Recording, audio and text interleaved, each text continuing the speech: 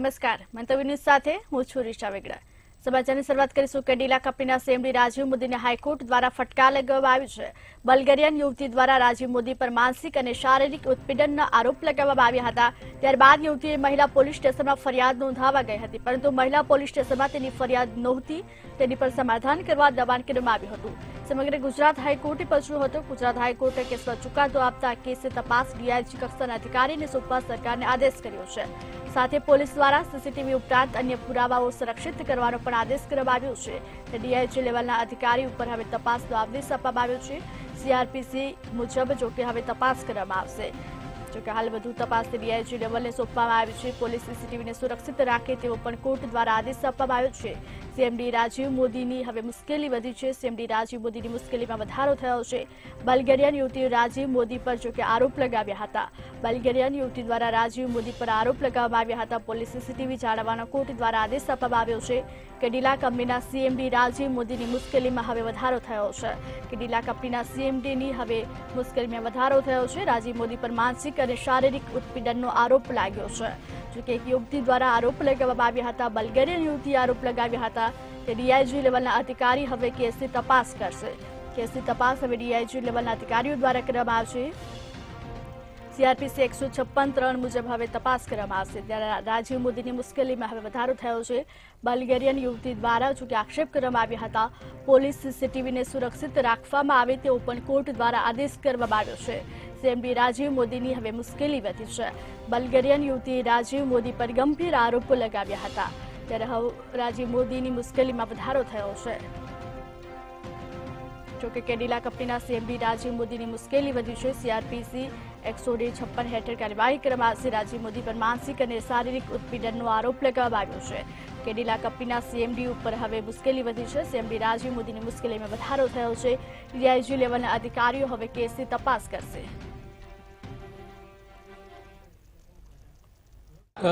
જી જે કેડિલા કંપનીના જે સીએમડી છે રાજીવ મોદી, તેની પર બલ્ગેરિયન યુવતી દ્વારા રેપ કેસના આક્ષેપ કરવામાં આવ્યા હતા।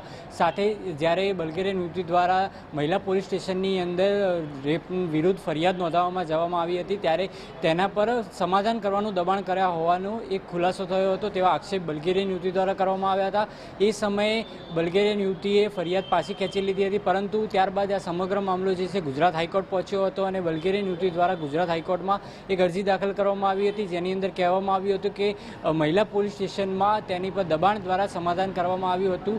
ત્યારે હવે ગુજરાત હાઈકોર્ટે આ મુદ્દે જે ચુકાદો આપ્યો છે, જેની અંદર કહેવામાં આવ્યું છે કે ડીજીઆઈસી કક્ષાના એટલે કે સિનિયર આઈપીએસ આની કેસની તપાસ કરશે। સાથે જ વિવિધ કલમો સહિત આની તપાસ કરવામાં આવશે। સાથે અરજદાર દ્વારા એક રજૂઆત કરવામાં આવી હતી કે જે પોલીસ સ્ટેશનના ચોક્કસ મુદતના સીસીટીવી એ સંગ્રહિત કરવામાં આવે, તેને સુરક્ષિત કરવામાં આવે, પરંતુ પોલીસ દ્વારા કહેવામાં આવ્યું હતું કે માત્ર 1 જ મહિનાના સીસીટીવી ઉપલબ્ધ છે।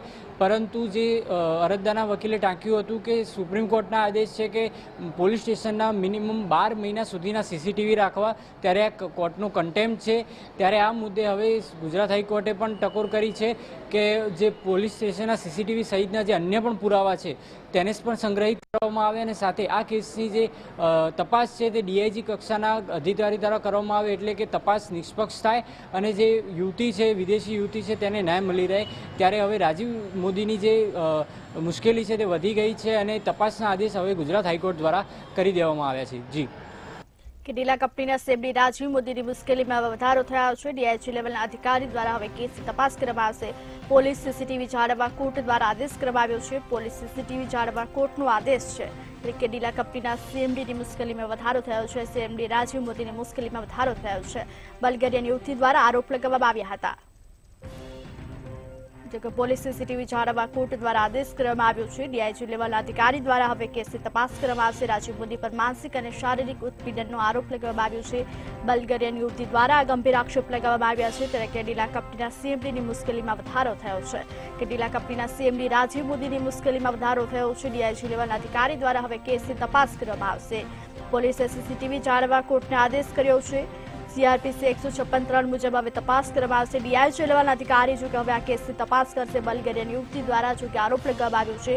પોલીસ સીસીટીવી જાળવવા માટે કોર્ટ દ્વારા આદેશ કરવામાં આવ્યો છે. પોલીસ સીસીટીવી જાળવવા કોર્ટનો આદેશ છે. તો કે બલ્ગેરિયન યુવતીએ ગંભીર આક્ષેપો લગાવ્યા હતા. ત્યારે કેડિલા કંપનીના સીએમડી રાજીવ મોદીની મુશ્કેલી હવે વધી છે. ડીઆઈજી લેવલના અધિકારીઓ હવે આ કેસની તપાસ કરશે. રાજકોટ મહાનગરપાલિકામાં ફરીવાર માલધારી સમાજ અને ગૌભક્તોએ વિરોધ પ્રદર્શન નોંધાવ્યું હતું. જેમાં રાજકોટ મહાનગરપાલિકાએ 31 ડિસેમ્બર સુધીનું જે અલ્ટિમેટમ આપ્યું હતું, જે કાર્ય ન થઈ શકતા માલધારી સમાજે ઉગ્ર વિરોધ પ્રદર્શન કર્યું હતું. સરકાર અને તંત્ર ગૌચર જમીન ખાલી કરાવી માલધારી સમાજને પશુ રાખવા માટે ઉપલબ્ધ કરાવે, જેથી કરીને શહેરી વિસ્તારમાં જે સમસ્યા છે તેનું નિરાકરણ આવી શકે. પણ તંત્રે ગૌચરના દબાણ હટાવવા તદ્દન નિષ્ફળ સાબિત થયો હોય તેવું હાલ સામે આવી રહ્યું છે. માલધારી સમાજમાં હવે આક્રોશ ફેલાયો છે. જો કે માલધારી સમાજ હવે આક્રોશ ફેલાયો છે. આરએમસીમાં માલધારી સમાજે વિરોધ પ્રદર્શન કર્યું હતું. રાજકોટમાં માલધારી સમાજના લોકો દ્વારા વિરોધ પ્રદર્શન કરવામાં આવ્યું છે. માલધારી સમાજમાં આક્રોશ ફેલાયો છે. એસએમસી તંત્રને ગૌચરની જમીન ફાળવવા માટે જોકે રજૂઆત કરાઈ છે. જોકે ગૌચરની જમીન ઉપરનું દબાણ દૂર કરવા માટે પણ માલધારી સમાજ દ્વારા રજૂઆત કરવામાં આવી છે. ત્યારે જમીનને લઈને ગૌચરની જમીનને લઈને માલધારી સમાજ હવે રોષે ભરાયો છે. જોકે આરએમસીમાં માલધારી સમાજ દ્વારા વિરોધ પ્રદર્શન પણ કરાયું હતું. માલધારી સમાજે રોષે ભરાયો છે અને આરએમસીના જોકે 31 ડિસેમ્બરના અલ્ટિમેટમનો હાલ વિરોધ કરવામાં આવ્યો છે. આરએમસી તંત્રને ગૌચરની જમીન ફાળવવા માટે રજૂઆત કરાઈ હતી. રાજકોટ મહાનગરપાલિકા ખાતે હાલ અત્યારે ગૌપ્રેમીઓ અને માલધારી સમાજ અત્યારે એકત્ર થયો છે અને આ એકત્ર કહી શકાય કે રાજકોટ મહાનગરપાલિકાએ જે રીતના અલ્ટિમેટમ જાહેર કર્યું છે તેના વિરોધમાં થયા છે. આપણી સાથે ગૌભક્તો અને માલધારી સમાજના આગેવાનો છે, એમની સાથે વાત કરીશું. શું નામ છે આપનું? મારું નામ છે નવગુણભાઈ બાંભવા. નવગુણભાઈ, શું કહેશો કે રાજકોટ મહાનગરપાલિકાએ જે અલ્ટિમેટમ આપ્યું છે 31 ડિસેમ્બરનું, તેના વિરોધમાં અત્યારે વિરોધ પ્રદર્શન? વિરોધ એના માટે છે, માલધારીઓ પાસે જગ્યાઓ છે અને જગ્યાઓ ભાઈને વ્હીકલની જગ્યા કરી દેવી પડે. આજ સરકારે ગૌચર રવા નથી દીધું, સરકારે ગૌચર નથી રવા દીધું. તો એના માટે માલધારીમાં આધાર કાર્ડ કે ચૂંટણી કાર્ડ હોય એની પરમિટ આપવાની ફરજિયાત આપવાની છે. એની પાસે ખોટા પૈસા ભરાવીને ફંડ ભેગો કરીને આ ભ્રષ્ટાચાર કરે છે. માલધારીઓને સમાજને રખડતા ભટકતા માલધારી છે. આજ રજવાડા વખતથી રહ્યા છે, બરાબર છે. સરકાર છે હિન્દુની, તો હિન્દુ તત્વ તરીકે માલધારીનો સમાજ હારે રહે છે. ગાય સિવાય, તેત્રી દેવતા સિવાય કોઈ છે નહીં દુનિયામાં, બરાબર છે. એનાથી હાજા થાય છે, એનાથી ઊભા થાય છે. તો કાલ સવારે હિન્દુ સમાજને વિખી નાખવાનો છે, હિન્દુ સમાજ માટે આવ્યું ના કરવાનું છે. હિન્દુની સરકાર છે, હિન્દુની સરકાર છે, હિન્દુની સરકાર બંધ કરવાની છે. તો આ કેવી રીતના થાય છે? આવો તાનાશાહી કયો છે? નવગુણભાઈ, શું કહેશો? ખાસ તો જે ગૌચરની જમીનની વાત છે, સરકાર તેને દેવામાં સાબિત થઈ છે કે કેમ? એના માટે થઈને સરકાર પાસે વેચાણ છે, ગૌચરનું વેચાણ છે. વેચાણની વ્હીકલની જગ્યા આપતા નથી, ગૌની નામે છે. આ 33 દેવતા છે હિન્દુ ધર્મની, ગાય, જેને ગાય કહેવાય છે, ગૌચર કહેવાય છે. ગૌચર એટલે શું કહેવાય? ત્યાં જે મૂંગું જનાવર છે એની જગ્યાઓ છે, બરોબર છે. એ અમારા આખલા ખાઈ જાય. બીજા પણ આપણી સાથે જે આગેવાનો છે એની સાથે પણ વાત કરશું. શું નામ છે તમારું? ગૌતમભાઈ મકવાણા. શું કહેશો? લાંબા સમયથી ક્યાંક માલધારી સમાજ એ પ્રયત્નમાં રહ્યું છે કે આરએમસી તરફથી કોઈ સકારાત્મક પ્રતિક્રિયા આવે, પણ શું આવ્યું છે એમના તરફથી કે શું કહે છે અધિકારીઓ? હા, ગાયથી હાલતા ગાયો ઉપાડી જાય છે, બાંધેલી ગાયો પણ ઉપાડી જાય છે, બરોબર. ત્યાં ઘરે મા બેન દીકરીઓને મારે હે હોતે. અમે એ વિડીયો જોયેલા છે, એની ઉપર હે ને હાથ પણ ચલાવે છે. તમે કોઈ સામે તોય અમે સામે. શું કહેશો? કઈ પ્રકારની હાલ અત્યારે વિરોધ પ્રદર્શન નોંધાઈ રહ્યા છે? અપેક્ષા શું છે તંત્ર પાસે? અપેક્ષા ગાય પાસે, જે ગાયને ઘરમાંથી ઉપાડી લેવામાં આવે છે તે માંગ અમારી છે કે જે ઘરમાંથી ન ઉપાડે, રખડતા ઢોર મુદ્દે જે વાત થાય એ બરાબર, બાકી ઘરમાંથી જે ઉપાડે ને એ હોવું ના જોઈએ. અને એના માટે કહી શકાય કે આક્રોશ દેખાઈ રહ્યો છે માલધારી સમાજ હોય કે પછી ગૌપ્રેમીઓમાં. હાલ જે રીતના અત્યારે આરએમસી તરફથી જે કાર્યવાહી થઈ રહી છે તે તદ્દન અયોગ્ય છે અને આ કાર્યવાહી ક્યાંક ને ક્યાંક તેને બંધ કરવામાં આવે. આ સાથે રાજકોટ મહાનગરપાલિકાએ 31 ડિસેમ્બર સુધીનો જે અલ્ટિમેટમ આપ્યું છે તે અલ્ટિમેટમ પરત ખેંચી લે, આ માલધારી સમાજની સ્પષ્ટ માંગણી છે, ગૌભક્તોની સ્પષ્ટ માંગણી છે. આગામી સમયમાં જો જે કહી શકાય કે જે અલ્ટિમેટમ છે તે યથાવત રહેશે તો આ વિરોધ છે તે હજુ ઉગ્ર બનશે. રાજકોટમાં માલધારી સમાજ આક્રોશે ભરાયો છે. ગૌચરની જમીન ઉપરનું દબાણ દૂર કરવા માટે જોકે હાલ રજૂઆત કરવામાં આવી છે. આરએમસી તંત્રને ગૌચરની જમીન ફાળવવા માટે રજૂઆત કરવામાં આવી છે. આરએમસીમાં જોકે માલધારી સમાજે વિરોધ પ્રદર્શન પણ કર્યું છે. માલધારી સમાજે રોષે ભરાયો છે. જોકે આરએમસીના 31 દિવસના ડિસેમ્બરના અલ્ટિમેટમને લઈ અને વિરોધ કર્યો છે.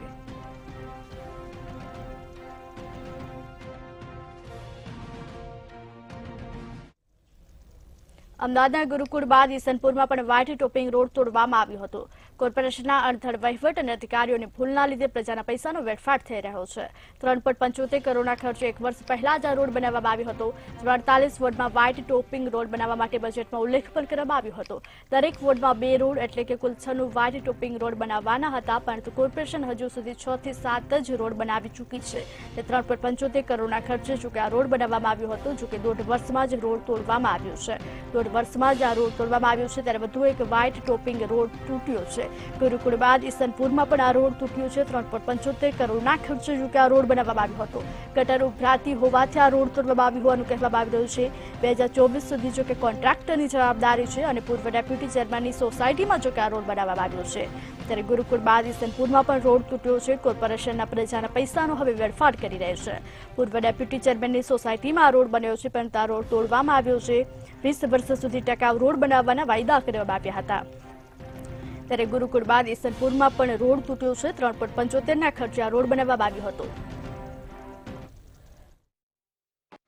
વ્હાઇટ ટોપિંગ રોડ આજે એક એવો રોડ છે જે 25 વર્ષ સુધી એને ખોદવાનો નથી અને સાથે સાથે જ આની લાયબિલિટી અને સાથે આની જે ગુણવત્તા પણ ખૂબ જ સારી રહેશે, આવા મોટા મોટા વાયદા કરવામાં આવ્યા હતા. પરંતુ પરિસ્થિતિ કંઈક અલગ છે. અત્યારે જે આપ જે રોડ જોઈ રહ્યા છો તે ઈસનપુર ઘોડાસર વિસ્તારની અંદર ખોદવામાં આવી રહ્યો છે. અને આ જે રોડ છે તો કોઈ સામાન્ય રોડ નથી, પરંતુ 4.25 કરોડ રૂપિયાના ખર્ચે બનાવવામાં આવેલો વ્હાઇટ ટોપિંગ રોડ છે. જે પ્રમાણે જેને હજી 1 થી 1.5 વર્ષ જેટલો સમય વીત્યો છે, ત્યાં અચાનક કોર્પોરેશને યાદ આવ્યું કે અહીં જે ગટરની લાઇન જે છે તે વારે વારે લીકેજ થાય છે અને તે બાદ ફરી વખત એ જ રીતે નવા રોડ અને ખોદકામ કરવાની કામગીરી શરૂ કરી દેવામાં આવી છે. પરંતુ જે પ્રમાણે લાખો રૂપિયાનો પગાર લેતા જે ઇજનેર વિભાગ છે, સાથે રોડ કમિટી છે અને જે અધિકારીઓ છે, જે રોડ બનતા પહેલા આ વસ્તુનું કેમ ધ્યાન નથી રાખતા, તે એક મોટો સવાલ છે. અને સાથે જ આ જે વિસ્તાર જે આવેલો છે તે જ્યારે રોડ બનેલો હતો ત્યારે deputy chairman road and building કમિટીના જે હતા તેના વિસ્તારની તેની સોસાયટીનો જે છે રોડ છે બનાવવામાં આવ્યો હતો. પરંતુ જે પ્રમાણે 4.25 કરોડ રૂપિયાનું જે પાણી થઈ રહ્યું છે તે પ્રજાના પૈસા છે. અને સાથે સાથે જ આ રોડ જે નથી તોડવાની જે વાત કરવામાં આવી હતી, પરંતુ ગુરુકુળ બાદ આ રીતે ફરી વખત ઈસનપુરની અંદર પણ તોડવાની નોબત આવી છે. અમદાવાદમાં વધુ એક વ્હાઇટ ટોપિંગ રોડ તૂટ્યો છે. ગુરુકુળ બાદ ઈસનપુરમાં રોડ તૂટ્યો છે. 3.75 કરોડના ખર્ચે આ રોડ બનાવવામાં આવ્યો હતો. 1.5 વર્ષમાં જ જોકે રોડ તોડવામાં આવ્યો છે. ગટર ઉભરાતી હોવાથી આ રોડ તોડવામાં આવ્યું હોવાનું કહેવામાં આવી રહ્યું છે. 2024 સુધી કોન્ટ્રાક્ટરની જવાબદારી છે. પૂર્વ ડેપ્યુટી ચેરમેનના સોસાયટીમાં રોડ બનાવવામાં આવ્યો હતો. કોર્પોરેશન પ્રજાના પૈસાનો વેડફાટ કરી રહી છે. જોકે વધુ એક વ્હાઇટ ટોપિંગ રોડ તૂટ્યો છે. 1.5 વર્ષમાં જ આ રોડ તોડવામાં આવ્યો છે. ગટર ઉભરાતી હોવાથી આ રોડ તોડવામાં આવ્યો હોવાનું કહેવામાં આવી રહ્યું છે. 2024 સુધી કોન્ટ્રાક્ટરની જવાબદારી છે. પૂર્વ ડેપ્યુટી ચેરમેનની સોસાયટીમાં જ આ રોડ બનાવવામાં આવ્યો છે. કોર્પોરેશન હવે પ્રજાના પૈસાનો વેડફાટ કરી રહી છે. 20 વર્ષ સુધી ટકાઉ રોડ બનાવવાના વાયદા કરવામાં આવ્યા હતા.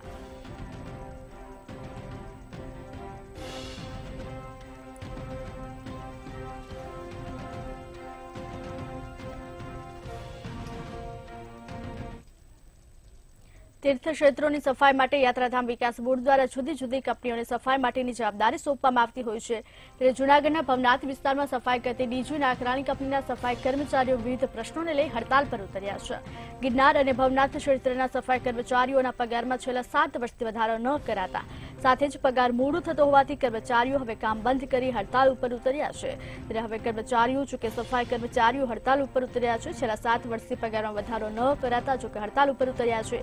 ગિરનાર અને ભવનાથ તીર્થ ક્ષેત્રના સફાઈ કર્મચારીઓ હવે હડતાલ પર ઉતર્યા છે. ડીજી નાકરાણી કંપનીના કર્મચારીઓ વિવિધ પ્રશ્નોને લઈને હડતાલ ઉપર ઉતર્યા છે. છેલ્લા 7 વર્ષથી કર્મચારીઓના પગારમાં વધારો કરવામાં નથી આવ્યો.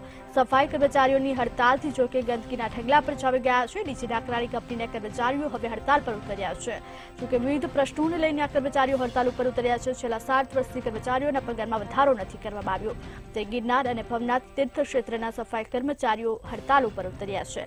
ડીજી નાકરાણી કંપનીના કર્મચારીઓ જોકે વિવિધ પ્રશ્નોને લઈને હડતાલ ઉપર ઉતર્યા છે. સફાઈ કર્મચારીઓની હડતાલથી ગંદકીના ગંજ જામ્યા છે. ગિરનાર અને ભવનાથ તીર્થ ક્ષેત્રના સફાઈ કર્મચારીઓ હવે હડતાલ ઉપર ઉતર્યા છે. ડીજી નાકરાણી કંપનીના કર્મચારીઓ દ્વારા વિવિધ પ્રશ્નોને લઈને હડતાલ કરવામાં આવી છે. છેલ્લા 7 વર્ષથી કર્મચારીઓના પગારમાં જોકે વધારો નથી કરવામાં આવ્યો. ત્યારે સફાઈ કર્મચારીઓની હડતાલથી જોકે ગંદકીના ઢગલા જામ્યા છે. કર્મચારીઓ વિવિધ પ્રશ્નોને લઈને હવે હડતાલ કરી રહ્યા છે. છેલ્લા 7 વર્ષથી જોકે પગારમાં વધારો પણ નથી કરવામાં આવ્યો. ત્યારે સફાઈ કર્મચારીઓની હડતાલથી હવે ગંદકીના ઢગલા જોવા મળી રહ્યા છે. ગિરનાર અને ભવનાથ તીર્થ ક્ષેત્રના સફાઈ કર્મચારીઓ હવે હડતાલ ઉપર ઉતર્યા છે. ડીજી નાકરાણી કંપનીના કર્મચારીઓ હડતાલ ઉપર ઉતર્યા છે. વિવિધ પ્રશ્નોને લઈને જોકે હડતાલ કરવામાં આવી રહી છે. છેલ્લા 7 વર્ષથી કર્મચારીઓના પગારમાં જોકે વધારો પણ નથી કરવામાં આવ્યો. ત્યારે સફાઈ કર્મચારીઓની હડતાલથી ગંદકીના ઢગલા જોવા મળ્યા છે. ડીજી નાકરાણી કંપનીના કર્મચારીઓ વિવિધ પ્રશ્નોને લઈને હવે હડતાલ કરી રહ્યા છે. છેલ્લા 7 વર્ષથી કર્મચારીઓના પગારમાં વધારો પણ નથી કરવામાં આવ્યો. ત્યારે સફાઈ કર્મચારીઓની હડતાલથી જોકે ગંદકીના ઢગલા જોવા મળ્યા છે. ગિરનાર અને ભવનાથ તીર્થ ક્ષેત્રના સફાઈ કર્મચારીઓ હડતાલ ઉપર ઉતર્યા છે. પોતાના વિવિધ પ્રશ્નોને લઈને તીર્થ ક્ષેત્રના સફાઈ કર્મચારીઓ હવે હડતાલ કરી રહ્યા છે. જોકે છેલ્લા 7 વર્ષથી કર્મચારીઓના પગારમાં વધારો પણ નથી કરવામાં આવ્યો. જોકે સફાઈ કર્મચારીઓની હડતાલથી ગંદકીના ઢગલા જામ્યા છે. ત્યારે તીર્થ ક્ષેત્રના સફાઈ કર્મચારીઓ હડતાલ કરી રહ્યા છે. ગિરનાર અને ભવનાથ તીર્થ ક્ષેત્રના સફાઈ કર્મચારીઓ હડતાલ કરી રહ્યા છે.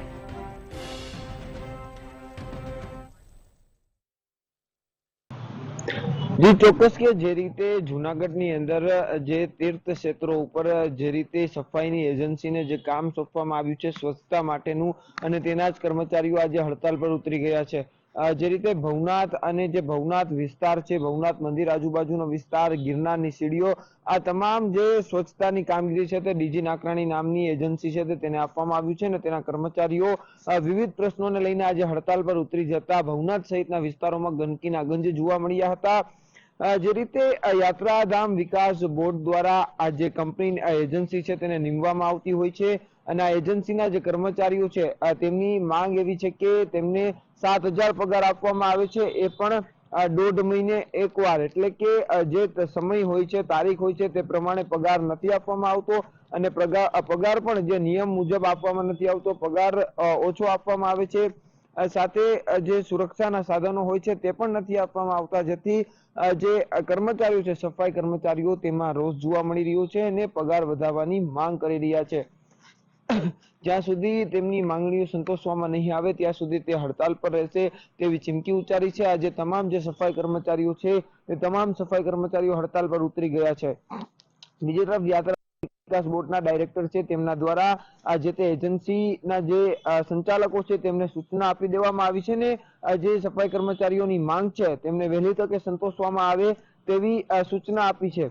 હવે જોવાનું એ રહ્યું કે આ જે એજન્સી છે તેમના દ્વારા કર્મચારીઓની માંગણી સંતોષવામાં આવે છે કે નહીં.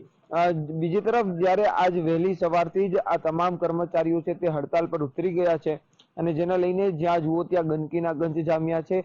સ્વચ્છતાનો અભાવ જોવા મળી રહ્યો છે. ધાર્મિક સ્થળો પર સ્વચ્છતાના અભાવને લઈને અનેક પ્રશ્નો પણ છે તે ઉભા થઈ શકે છે. તાજેતરમાં જ ગિરનાર પર ગંદકી મુદ્દે છે તે હાઈકોર્ટમાં જે પીઆઈએલ થઈ હતી ને એક બાદ એક હાઈકોર્ટ દ્વારા જિલ્લા કલેક્ટર અને વહીવટી તંત્રનો ઉધડો જે લેવામાં આવ્યું છે, ટકોર કરવામાં આવી છે ને જ્યારે એજન્સી જે નીમવામાં આવી છે ભવનાથ અને ગિરનાર વિસ્તારની અંદર તે એજન્સીના જે કર્મચારીઓ છે આજથી હડતાલ પર ઉતરી ગયા છે. એટલે ચોક્કસથી કહી શકાય કે આ કર્મચારીઓ હડતાલ પર ઉતરતા જ્યાં જુઓ ત્યાં સ્વચ્છતાનો અભાવ જોવા મળશે, ગંદકીના ગંજ જામ્યા છે. આ કર્મચારીઓની માંગ ક્યારે સંતોષવામાં આવે છે એક મહત્વનો સવાલ છે. પરંતુ જ્યાં સુધી આ સફાઈ કર્મચારીઓ હડતાલ પર ત્યાં સુધી ભવનાથ વિસ્તારમાં સ્વચ્છતાનો અભાવ જોવા મળશે. જી તીર્થ ક્ષેત્રના કર્મચારીઓ હવે હડતાલ પર ઉતર્યા છે. જોકે 7 વર્ષથી પગારમાં વધારો પણ કરવામાં નથી આવ્યો ત્યારે પોતાના વિવિધ પ્રશ્નોને લઈને તેઓ હડતાલ કરી રહ્યા છે. સફાઈ કર્મચારીઓની હડતાલથી જોકે ગંદકીના ગંજ જામ્યા છે. ત્યારે તીર્થ ક્ષેત્રના કર્મચારીઓ જોકે હવે સફાઈ કર્મચારીઓ હડતાલ કરી રહ્યા છે. ગિરનાર અને ભવનાથ તીર્થ ક્ષેત્રના સફાઈ કર્મચારીઓ હડતાલ ઉપર ઉતર્યા છે. જૂનાગઢમાં પણ જોકે સફાઈ કર્મચારીઓ હડતાલ ઉપર ઉતર્યા છે. કર્મચારીઓની વિવિધ પ્રશ્નોને લઈને હડતાલ કરવામાં આવી રહી છે. ડીજી નાકરાણી કંપનીના કર્મચારીઓ વિવિધ પ્રશ્નોને લઈને હડતાલ કરી રહ્યા છે.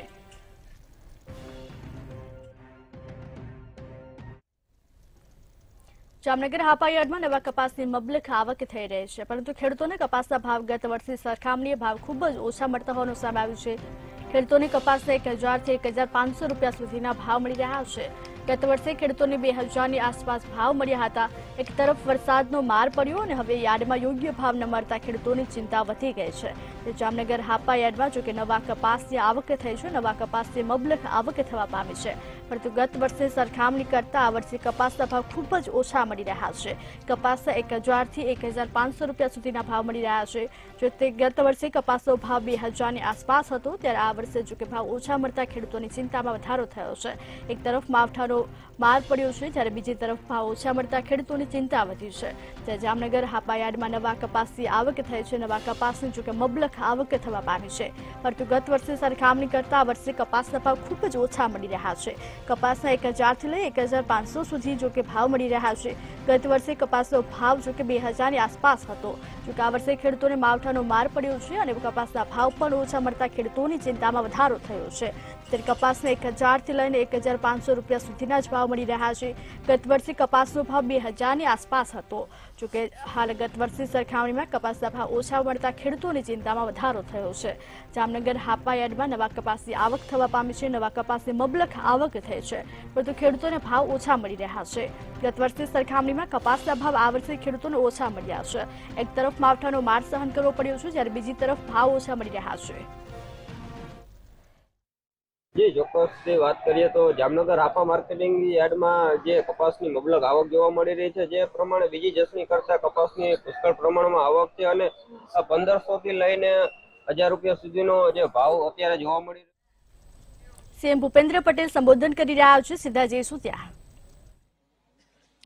પીએમ સ્વનિધિ અંતર્ગત શેરી ફેરિયાઓ માટેના સ્નેહ મિલન કાર્યક્રમમાં આપણી સૌની સાથે ઉપસ્થિત અમારા સાથી અને મુખ્ય દંડક શ્રી બાલકૃષ્ણભાઈ શુક્લ, સાંસદ શ્રીમતી રંજનબેન ભટ્ટ, મેયર શ્રીમતી પિંકીબેન સોની, અમારા સાથી ધારાસભ્ય અને વડીલ મુરબ્બી યોગેશભાઈ પટેલ, શ્રી મનીષાબેન વકીલ, શ્રી કેયુરભાઈ રોકડિયા, શ્રી ચૈતન્યભાઈ દેસાઈ, પૂર્વ મંત્રી શ્રી રાજેન્દ્રભાઈ ત્રિવેદી,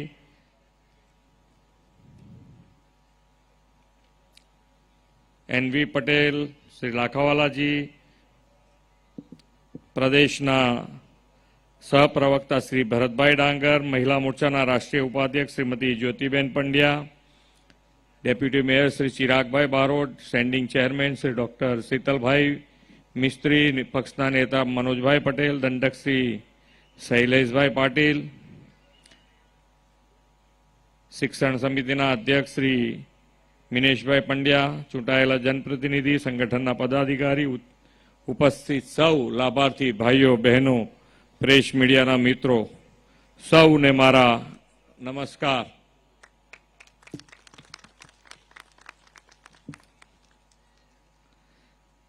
વિશ્વના સૌથી લોકપ્રિય નેતા અને યશસ્વી વડાપ્રધાન નરેન્દ્રભાઈ મોદીએ દેશમાં સૌના સાથ, સૌના વિકાસ, સૌના વિશ્વાસ અને સૌના પ્રયાસના કાર્યમંત્રથી વિકાસની ગેરંટી આપી છે. સૌને વિકાસની સમાન તક મળે એ માટે વડાપ્રધાનશ્રીએ સાચા અર્થમાં ગરીબ, વંચિત, પીડિત, છેવાડાના માનવી, નિરાધાર લોકોની ચિંતા કરી છે.